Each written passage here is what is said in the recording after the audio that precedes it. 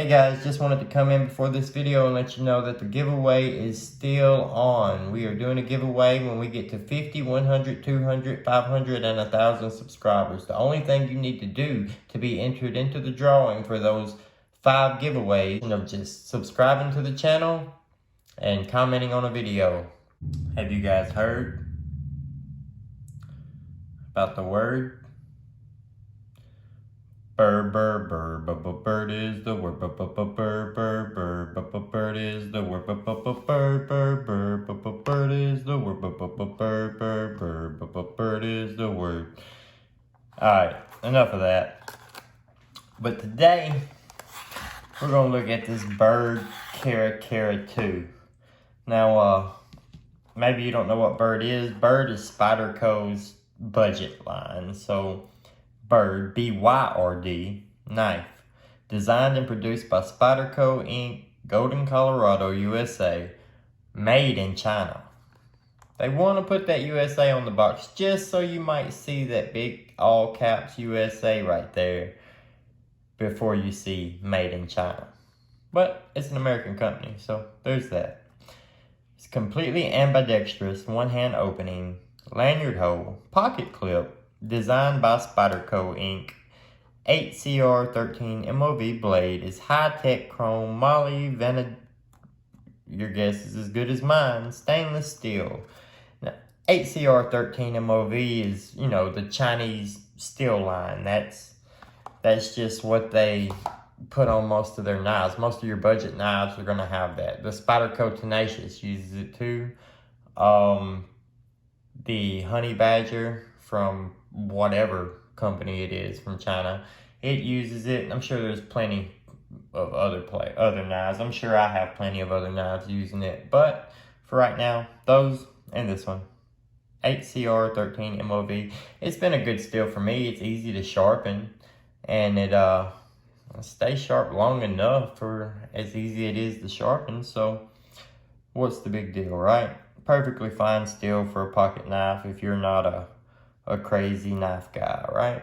So you can see this blade is centered perfectly and looks real familiar to a Spyderco, right? Like, looks just like a Spyderco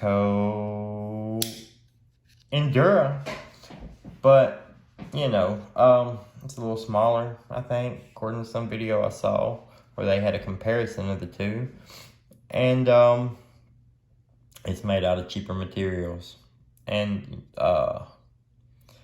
this stuff like this, if you can see that pivot screw and you can see hole on the other side, so that means they must have messed that hole up, had to bore it out, or their equipment's just stamping, and it's just not. You're not going to expect that if you pay $100 for a knife, but if you pay $20 for a knife, it's all good. This pocket clip, it's a basic Spyderco pocket clip, honestly. The handles are with the smooth Byrd Cara 2 right there, so it slides in and out of your pocket better. It's grippy. It's very grippy, almost too grippy, almost like it kind of cuts into my hand a little bit, but not bad. I mean, unless you're just bearing down on it, it's not gonna bother you. This one's a funky color, ain't it? Man. And that hole, the Byrd hole, and it's not cutting it, you know, the Spidey hole with a beak. Call it the Byrd hole. And half serrated, I'm not a fan of that. I like full plain edge. Maybe, you know, I'm kind of new to this stuff, obviously, hence the name. So maybe you could tell me, why do I ever need serrations on a pocket knife? Because I've managed to make it my whole life, and I've never, one time, have I ever said, I need serrated blade for this, or I need a serrated blade for that. What are we using a serrated blade for? It feels sharp. It's put together with, looks like a T8 and T6s, maybe? Maybe a T10. Let me see what that is. This little got this at Walmart for like $2 one day. It's been months ago. It was on clearance, so they probably don't have it anymore. But this little iPhone smartphone repair kit, it's awesome for this. It has up to a T8. We don't go to T10 in this bit set, but I mean, for $2, what do you expect? Yes, T8, T6s. That's what I thought. Anyway, so like I said, 8CR13 MOV blade steel.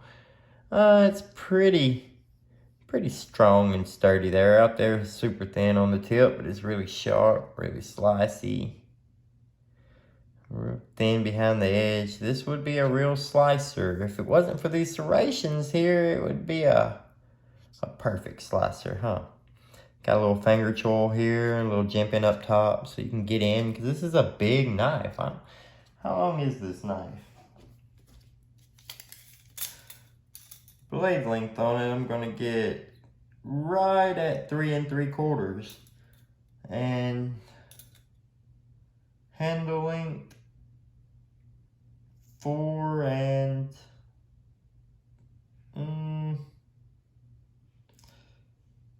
I'll say 4 5/8. So overall, from tip to hip, is about 8.5 inches. So you do the math, you see if all that adds up or not. And this knife is not a bad knife. It's not one you're gonna flick open every time unless you get it broke in or get it good. Get that smudge off that blade. I can't deal with the smudge on a blade. So it's not a real flicker, but the more I use it here, the better it's getting. Why do you really need to flick this type of knife anyway? But it's not a bad knife for $20. And it goes down. It's got really good, strong detent. You can definitely feel it. I don't think you're gonna whip this knife out like with the 940. Can pop her. But this knife, no matter what I do, it's not gonna go. But this is a good little knife. Enclosed body here. I like it. For $20, it's definitely worth having. It's a Spyderco knife. Just named a different name and made out of cheaper materials and less quality and cheaper labor, right? So anyway, I really do like this. It's a little big for my taste on what I would carry every day, but I really do like it. Seems like a good knife. I don't see myself really carrying it too much. I may carry it a few days to work if you guys want to see a afterwards review, but if you're not interested in a daily carry review on this knife, if this tells you everything you need to know, because it tells me everything I need to know, it would be fine for that. It's just not the type of knife that I enjoy carrying. I'm a peddler and I like to tinker and play with it, open and close. And even though that sounds really good when it opens, it is just not fun for me. That's not fun for me there with that. So that's why I don't have many Spydercos other than that Tenacious. And I only have it because I traded a Gonzo for it. And it was fully serrated. And I am not a serrated fan, so obviously I didn't want fully serrated. So I ground the blade down and resharpened it and ground it down and resharpened it until I got rid of all the serrations. So guys, let's do a recap real quick. It is a nice sharp blade. FRN handles, really grippy, jimping, finger choil, works great in the right place, feels good in the hand. It's a cheap knife, super cheap knife, $20. Not very far off from the Enduro 4. It's a little shorter, I believe. Gotta deal with that, with the beak on your Spidey hole. And that's about it. Seems like a decent knife. If you're on a budget, you have 20 bucks, you want to get a good knife, and you don't mind a really long 8.5 inch fully open knife, this looks like a great option. There we go. I do approve of this knife. For a new guy getting into knives like myself, I can't find a single problem with this knife other than it's not for people with ADHD. It's not for people who like to fidget with their knives and play with their knives like I do. Like, I just do this 1,000 times a day probably. Do this. That's why Benchmade is my favorite. Just the axis lock, pull it down, fiddle. Oh. But anyway, I love this thing. I really do. Back to this one. I recommend this guy if you're on a budget and you need a knife. Otherwise, there's way better steel, there's way better handle material, there's way better quality, and a lot of other knives for just a little bit more money.